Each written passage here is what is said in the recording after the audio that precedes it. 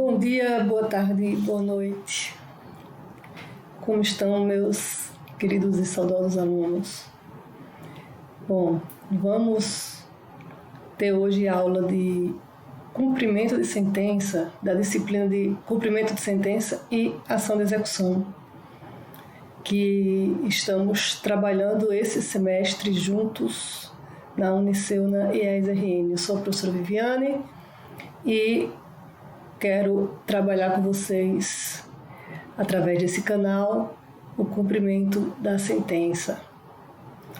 Só lembrando que esses vídeos eu vou deixar disponíveis, né, no canal que eu criei no YouTube, mas a gente vai ter nossos encontros no Instagram Professora Viviane Sá, no horário das aulas, e enquanto durar essa necessidade de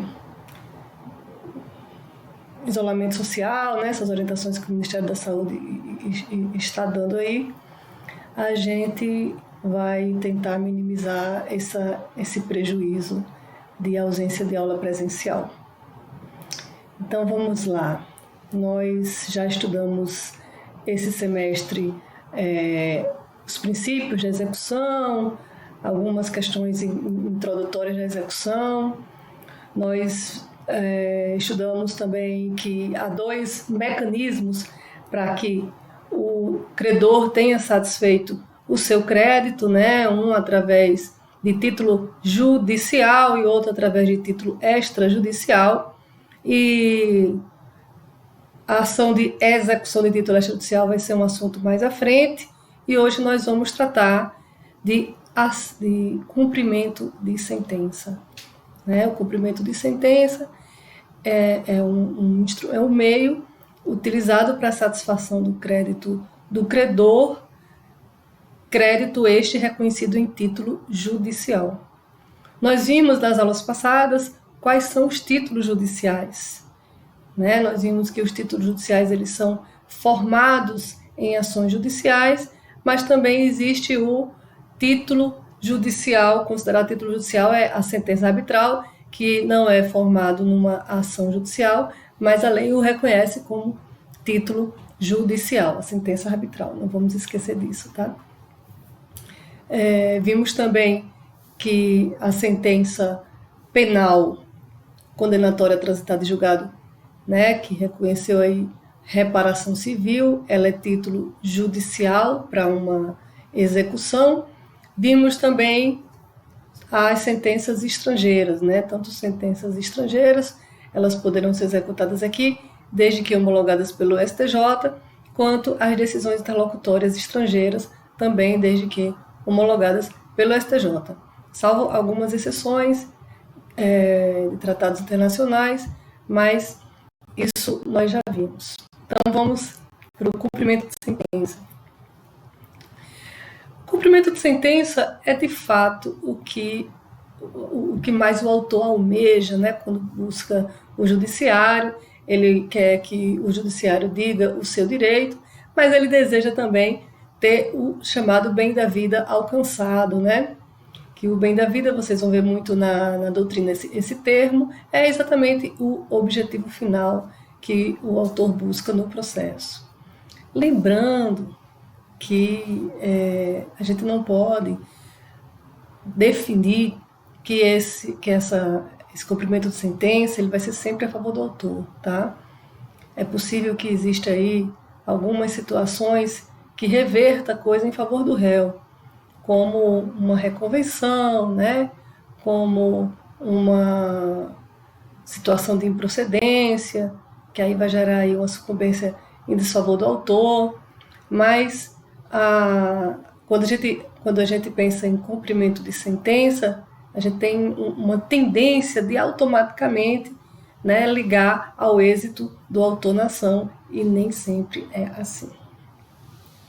Então vamos lá. O cumprimento de sentença ele está no título 2 do Código de Processo Civil, capítulo 1, disposições gerais, começando do artigo 513 e seguintes.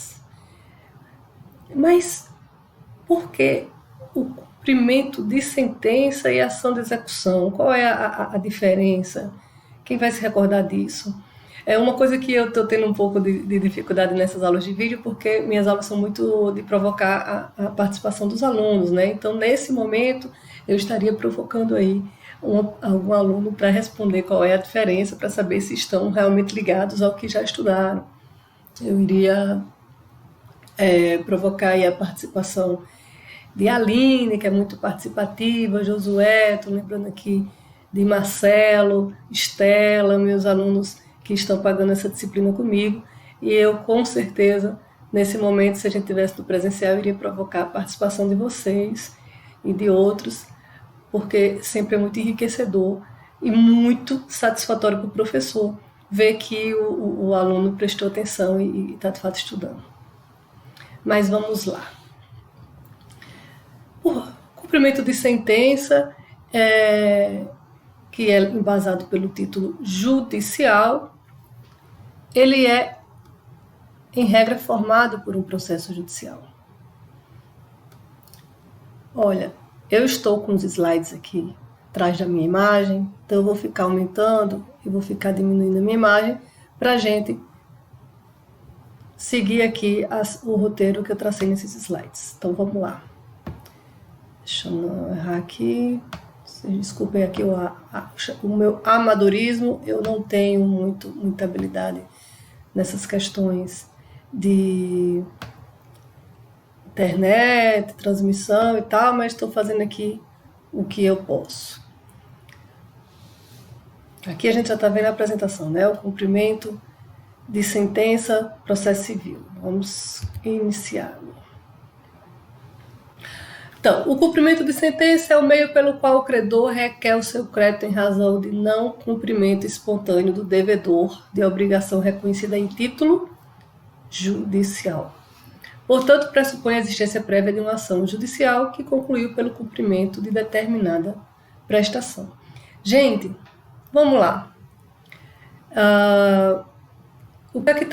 Esse conceito ele aborda o seguinte: eu só vou ter o cumprimento de sentença se não houver o cumprimento espontâneo da obrigação do sucumbente da ação, né? Eu coloquei aqui cumprimento espontâneo do devedor e não do réu, porque lembre-se, às vezes a coisa pode não ser como o autor pretende e reverter em seu desfavor. Então, eu sugiro que quando se conceitue aí o cumprimento de sentença, ao invés de usar réu, ao invés de usar requerido, ao invés de usar demandado, se coloque devedor. Então, o cumprimento de sentença é o meio pelo qual o credor requer seu crédito em razão de não cumprimento espontâneo do devedor. É uma obviedade, porque se o devedor cumprir, eu não preciso do cumprimento de sentença, né? É uma realidade, é uma constatação que muitas vezes as sentenças elas são proferidas e a necessidade de que sejam obrigadas ao cumprimento, né, da exigibilidade até do poder coercitivo do Estado ocorra. Então é uma realidade que a gente vê no nosso dia a dia forense. Seria muito bom que houvessem pouquíssimos cumprimentos de sentença, porque já que já existe um título judicial dizendo a obrigação, o devedor espontaneamente cumprisse. Mas não é assim. A maioria dos processos que proferem aí uma sentença que determina o cumprimento de uma obrigação necessitam da fase do cumprimento de sentença. Vamos para frente?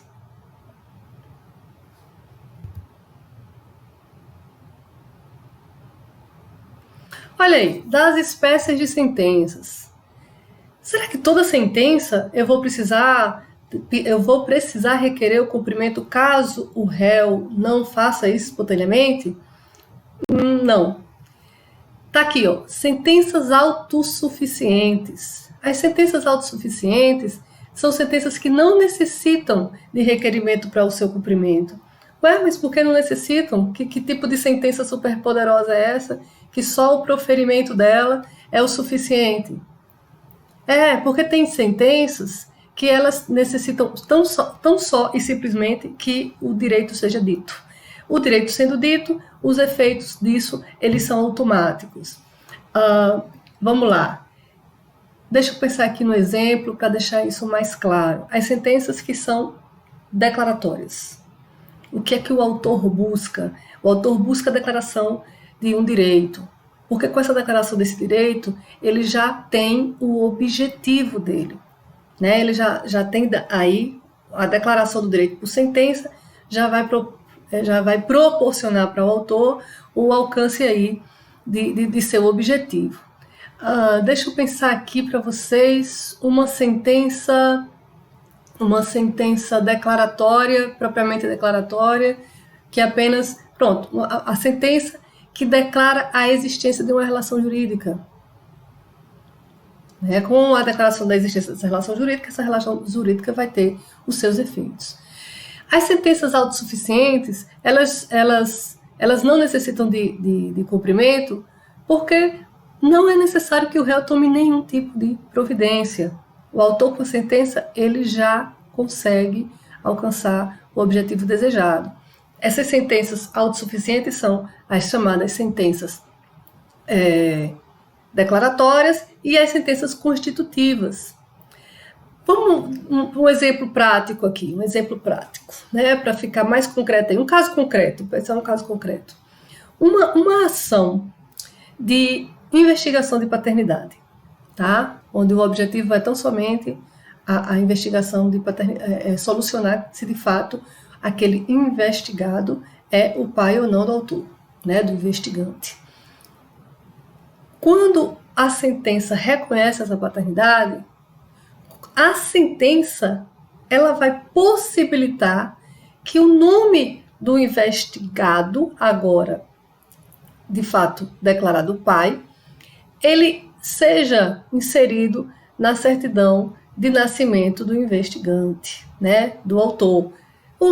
Não é necessário esse investigado, o requerido em ação, reconhecer, indo a um cartório e dizer, não, já que a sentença disse ali, eu estou cumprindo espontaneamente, ele não precisa fazer nada.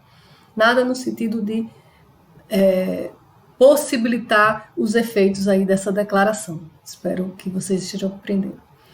As sentenças não autossuficientes, gente, elas precisam, de fato, da prática de ato pela parte ré ou de determinação coercitiva pelo Estado.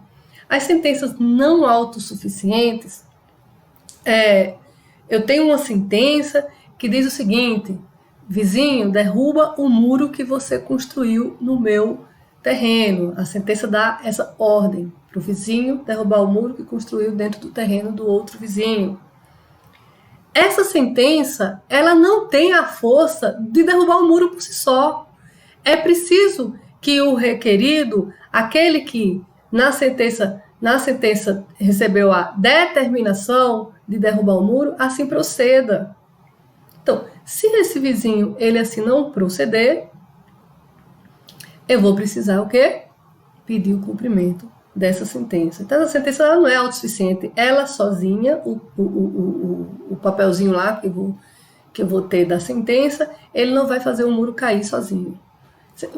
Deu para compreender essa diferença? Então, essas sentenças não autossuficientes, elas costumam ser sentenças mandamentais, as sentenças executivas, as sentenças condenatórias, né? Essas sentenças, se não houver o cumprimento espontâneo, eu preciso pedir que o judiciário interceda, o judiciário entre com seu poder coercitivo. É uma necessidade que vai gerar para mim. E a sentença condenatória de pagamento de quantia, né, que ela é cumprida através de um processo de execução forçada, e a gente vai ver aí como no nosso foco, então, são as sentenças não autossuficientes, que são as sentenças condenatórias, constitutivas e executivas. Nós não vamos estudar cumprimento de sentença que é autossuficiente, porque não existe. Tá bom? Eu vou ficar por aqui nesse vídeo, para a gente fazer os assuntos em vídeos isolados e não ficar tão cansativo assistir os vídeos da aula que eu estou querendo apresentar aqui para vocês. Tá bom? Até já!